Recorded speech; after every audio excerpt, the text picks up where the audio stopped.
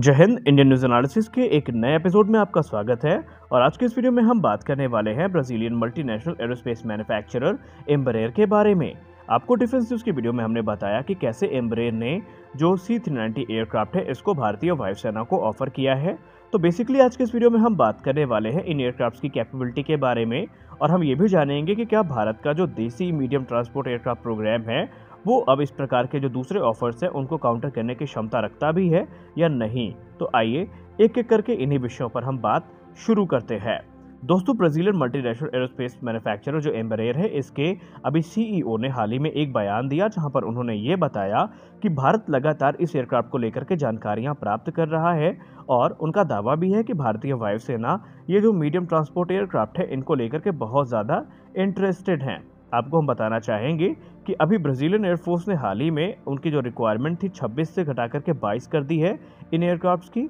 और माना जा रहा है कि आने वाले दिनों में ये जो ट्रांसपोर्ट एयरक्राफ्ट है एम्ब्रेयर की, इनकी संख्या घट करके 15 भी ब्राजील एयरफोर्स के द्वारा करी जा सकती है। खैर, वो तो बात की बात है, लेकिन एम्ब्रेयर इस समय अपना जो वर्ल्ड वाइड सप्लाई चेन है उसको इन्हेंस करना चाहता है, उसको बढ़ाना चाहता है, और नए एक्सपोर्ट कस्टमर्स की वो तलाश में है। और इसीलिए उन्होंने रुख किया है भारत का, जहां पर रिपोर्ट्स ये बताती हैं कि अगले महीने भारतीय वायुसेना के टॉप अधिकारियों के साथ उनकी एक मीटिंग भी संभावित है, जहां पर एम्ब्रेयर के ऑफिशियल्स आधिकारिक तौर पर अपना जो प्लान और अपना जो पूरा का पूरा प्रस्ताव है वो भारतीय वायुसेना के सामने रखेंगे। साथ ही साथ वो इस समय इंडिया में अपने इंडस्ट्रियल पार्टनर्स की भी तलाश में है, और बताया जा रहा है कि उनसे भी वो बातचीत कर सकते हैं।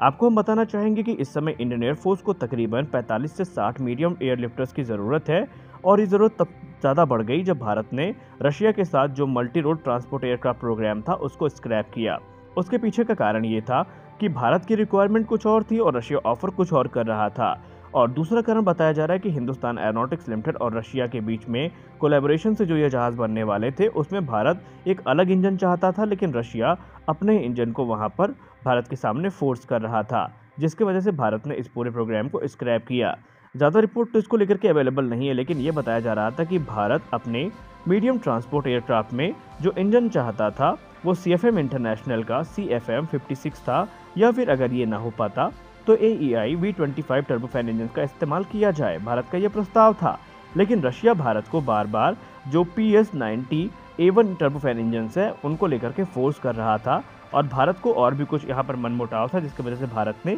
इस पूरे के पूरे प्लान को स्क्रैप किया। और अब बताया ये जा रहा है कि भारत अपना खुद का एक देसी जो मीडियम ट्रांसपोर्ट एयरक्राफ्ट है वो बनाने का प्रयास करने वाला है। फिलहाल अगर हम बात करें भारत और रशिया के बीच में संभावित जो ये पूरा का पूरा प्रोग्राम था जो स्क्रैप किया गया, तो भारत का इनिशियल प्लान ये था कि शुरुआत में जो ये मीडियम ट्रांसपोर्ट एयरक्राफ्ट रशिया के द्वारा बनाए जाते हैं भारत से कोलैबोरेशन में, इनका इस्तेमाल तो ट्रांसपोर्टेशन के लिए किया जाता, लेकिन आने वाले समय में इन्हें स्पेशल मिशंस जैसे कि electronic warfare, airborne early warning and control, reconnaissance, और इसके अलावा जो मिड एयर रिफ्यूलर्स हैं उन तौर पर भी इन एयरक्राफ्ट का इस्तेमाल किया जाता। और ये भी संभावित था कि अगर रशिया इन सारी चीज़ों पर मान जाता तो जो एयरक्राफ्ट ये माना जा रहा था कि 45 से 60 के संख्या में बनाए जाते तो उनकी संख्या 80 से 100 भी पहुंच सकती थी। लेकिन खैर, अब वो चीज़ हट चुकी है और ये प्रोग्राम स्क्रैप हो चुका है। बात करें अगर हम ट्रांसपोर्ट एयरक्राफ्ट की जो एम्ब्रेयर ऑफर कर रहा है, तो उसकी जो लोड कैरिंग कैपेसिटी है वो 23 टन की है,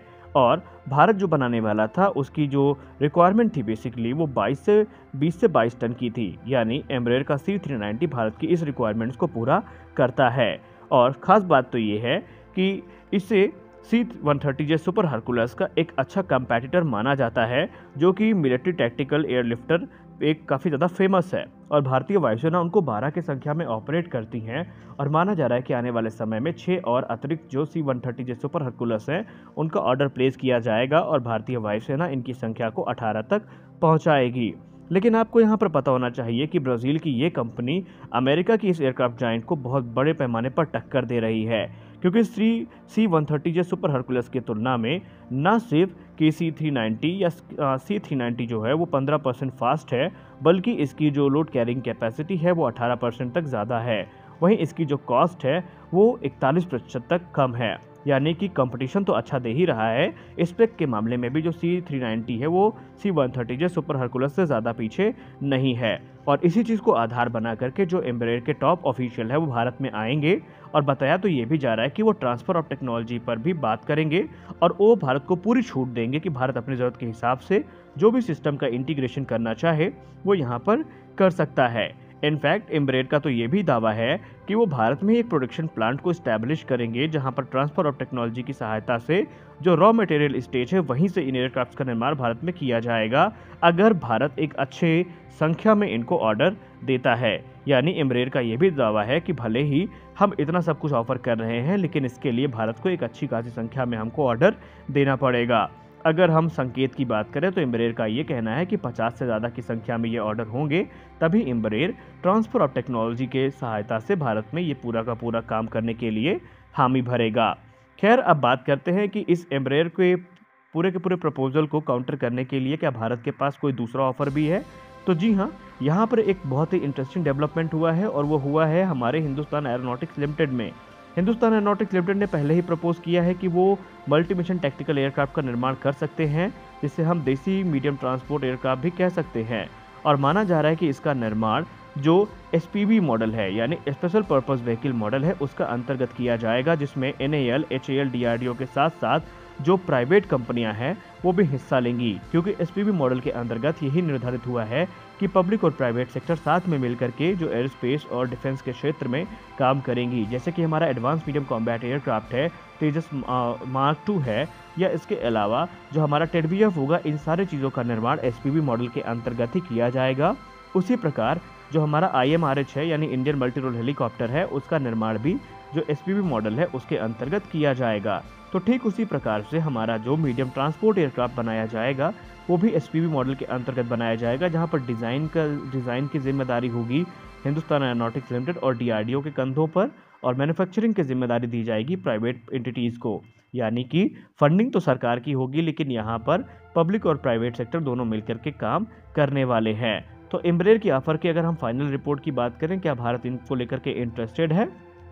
तो इसके बारे में अभी हम कोई टिप्पणी नहीं कर सकते, क्योंकि ये आने वाले वक्त में, क्योंकि भारत को रिक्वायरमेंट काफ़ी ज़्यादा है, तो संभावित है कि अगर एम्ब्रेयर के ज़्यादा अच्छे ऑफर होते हैं और भारत को ये समझ में आता है कि एम्ब्रेयर के जो ये एयरक्राफ्ट है ये भारतीय वायुसेना की सारी रिक्वायरमेंट्स को पूरा करने में सक्षम होंगे, तो निसंदेह भारत इससे पीछे नहीं हटेगा। लेकिन अगर हम लास्ट मंथ की जो रिपोर्ट सामने आई है उसकी बात माने तो इंडियन एयरफोर्स इस समय अतिरिक्त 6 की संख्या में जो C-130 जेट सुपर हरकुलस है इनका ऑर्डर प्लेस करने की तैयारी में है, और बहुत जल्द माना जा रहा है कि संख्या को 18 करने की कोशिश करी जाएगी। और ये प्रगति तब ज़्यादा देखी गई जब चीन के साथ गतिरोध बढ़ा था। उस समय भारत ने अपने जो डिफेंस इक्विपमेंट्स हैं इनकी प्रोक्योरमेंट को फास्ट किया था और कुछ डिसीजन फास्ट ट्रैक जो प्रोसीजर है उसके अंतर्गत लिए गए थे। तो अब देखना इंटरेस्टिंग होगा काफ़ी, जब अगले महीना एम्ब्रेयर के अधिकारी भारत पहुंचेंगे तो उस समय हमको पता चलेगा कि असली जो मामला वो क्या है। तो फिलहाल के वीडियो में बस इतना ही, मिलते हैं अपने अगले वीडियो में, तब तक के लिए जय हिंद।